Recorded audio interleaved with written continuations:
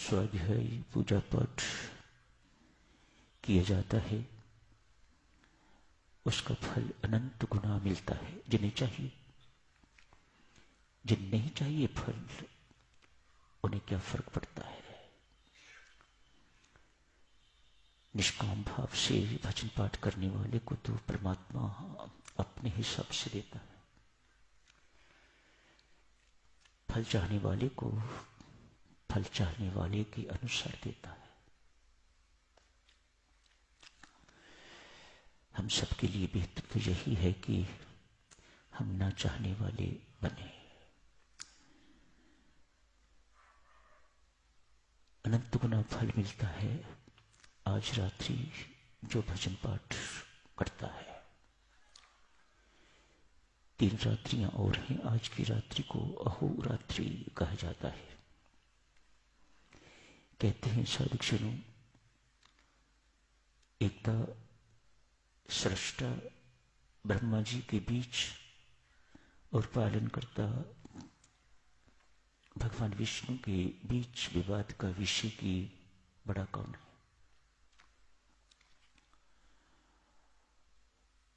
बड़ी जटिल समस्या, किसको बड़ा सिद्ध किया जाए। कहते हैं एक ज्योतिर्लिंग प्रकट हुआ जिसका एक छोर आकाश को छूता हुआ दिखाई देता था और दूसरा छोर पाताल में। भगवान विष्णु उस छोर की था देखने के लिए वराह स्वरूप धारण करके तो चले जाते हैं पाताल में। ब्रह्मा जी उड़ान भरते हैं और चले जाते हैं आकाश की ओर। कई हजार वर्ष बीत गए। कथा इस प्रकार की है, लेकिन वो छोर न ढूंढ पाए। ओह ओहो, इतना बड़ा ज्योतिर्लिंग जिसका ना इधर का छोर ऊपर का छोर पता है, न इधर का छोर पता है। विस्मयकारी शब्द अहो, इस रात्रि का नाम पड़ गया अहोरात्रि।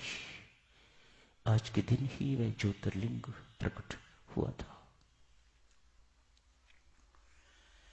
हम सबके लिए साधक भजन पाठ का दिन, जो उपवास रखना चाहिए रखें। लेकिन मैं तो छोटी बुद्धि का व्यक्ति उपवास को यही मानता हूं, परमेश्वर के समीप बैठना, उपवास वास करना। आज रात्रि क्या रात्रि है, भोगों के पास नहीं भटकने की रात्रि, परमेश्वर के पास बैठने की रात्रि।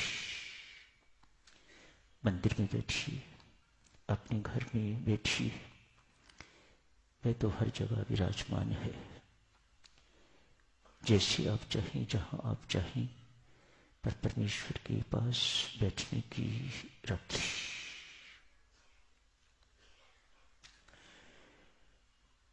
आज श्री रामायण जी का पाठ यहां आरंभ होता है। इस बात के लिए भी आप सबको बहुत बहुत बधाई देता हूं। आइए देखें साधक जनों, रामायण जी में और भगवान शिव में आपस में क्या मेल जोल है। आज जिस रामायण जी का आपने पाठ किया है, श्रीमद् वाल्मीकि रामायण, स्वामी जी ने नाम रखा है रामायण सार। वाल्मीकि रामायण से जो उन्हें उचित भाग लगे वह उन्होंने इस रामायण सार में सम्मिलित किए हुए।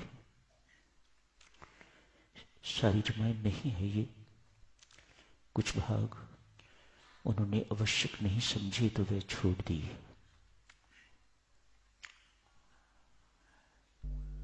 तुलसी जी ने जो रचना रची उसे वे रामायण नहीं कहते, रामचरितमानस कहते हैं।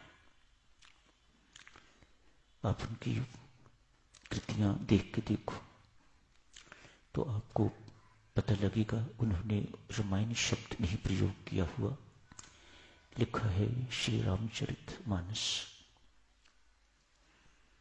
मान्यता इस प्रकार की है,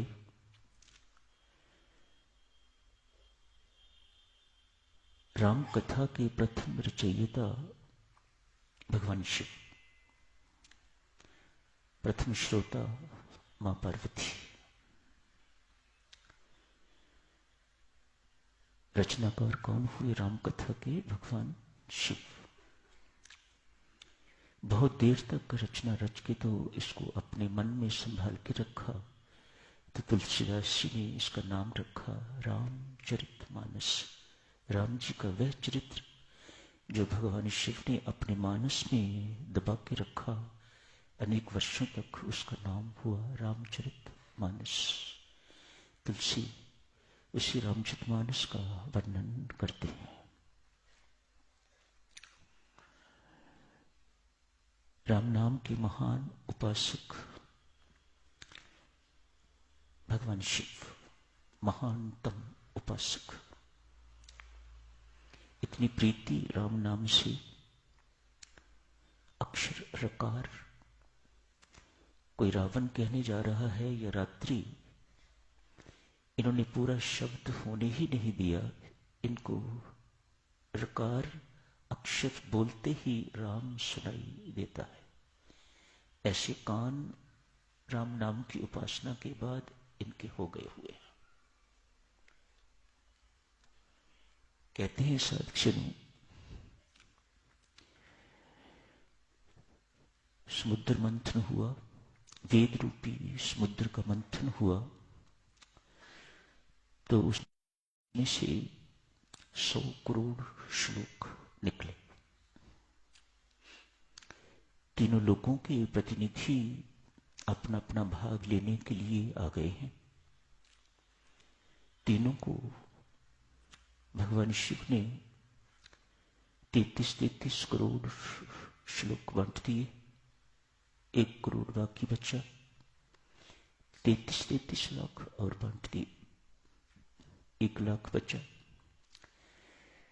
33 हजार और बांट दिए, 1000 बचा। 333 और बांट दिए, 1 श्लोक बचा। कहते हैं एक श्लोक के 32 अक्षर, ऐसा वेदों के जो श्लोक होंगे मुझे पता नहीं। 32 अक्षर, उसमें से 10 तीनों को बांट दिए, 2 अक्षर बाकी बचे, रकार और मकार। भगवान शिव ने तत्काल उन्हें पकड़ के तो अपने मुख में रख लिया, ये मैं किसी को नहीं दूंगा। इनसे राम शब्द बनता है। ऐसा प्यार राम नाम से मां पार्वती को स्कंद पुराण में उपदेश देते हैं, राम नाम की महिमा समझाते हैं। मां पार्वती को देवेश्वरी के नाम से पुकारते हैं। अरे देवेश्वरी, तो सब कुछ छोड़ राम नाम जपा कर। महामंत्र है ये, तारक मंत्र है ये, पारक मंत्र है। राम राम जपने वाले को यम की यातनाएं नहीं भुगतनी पड़ती। राम नाम जपने वाला पापी पातकी नहीं रहता, पुण्य आत्मा बन जाता है। उसके सारे के सारे पाप नष्ट हो जाते हैं, दाता बन जाता है, वह देने योग्य बन जाता है। पार्वती सर्व संकट हरी है राम नाम, पाप पुंज हरी है राम नाम। इसका जाप किया कर। ये तो विष्णु नाम सहस्र नाम पढ़ती फिरती है, छोड़ इसको। एक बार अपने मुख से राम बोल, तेरा कल्याण हो जाएगा। जिस दिन से साधक मां पार्वती को ऐसा विश्वास हो गया, उसी दिन भगवान शिव ने उन्हें अपने शरीर में धारण कर लिया। भगवान शिव का एक स्वरूप है अर्ध नारीश्वर, आधी नारी आधा पुरुष। उसी दिन से हुआ, तू अब मेरी अभिन्न अंग बन गई है। महान उपासक साधक हर वक्त समाधिस्थ रहते हैं। अर्धमीलित आंखें बंद करने से नींद आ जाती है। भगवान शिव स्वयं भी जागते हैं और औरों को भी जगाते हैं। सो स्वयं सो गए तो औरों को कौन जगाएगा। इस भाव से राम नाम के महान उपासक भगवान शिव अपनी आंखों को ऐसे रखते हैं ताकि मुझे नींद न कहीं झपकी न आ जाए, संसार उथल पुथल हो जाएगा। हमेशा जागते रहने वाले समाधिस्थ भगवान शिव। प्रभु आज के दिन किसी भी हैसियत से समझिएगा, हम सभी आप जैसे बनना चाहते हैं। कृपा करो, आज बहुत बड़ा दिन है। हम बहुत छोटे हैं, आप बहुत बड़े। अपने जैसा हमें बना लो, अपने जैसा उपासक, अपने जैसा राम नाम का उपासक बना लो हमें भगवान शिव। आज यही हम सब आपके भक्त, राम नाम के भक्त, राम जी के भक्त आपसे वरदान मांगते हैं। हे दयालु कृपालु, हम पर दया करो, दया करो। आज हमें वरदान जरूर देना जो हमने आपसे अर्ज किया है। पुनः साधक आप सबको बधाई देता हूँ, शुभकामनाएं, मंगल कामनाएं। धन्यवाद।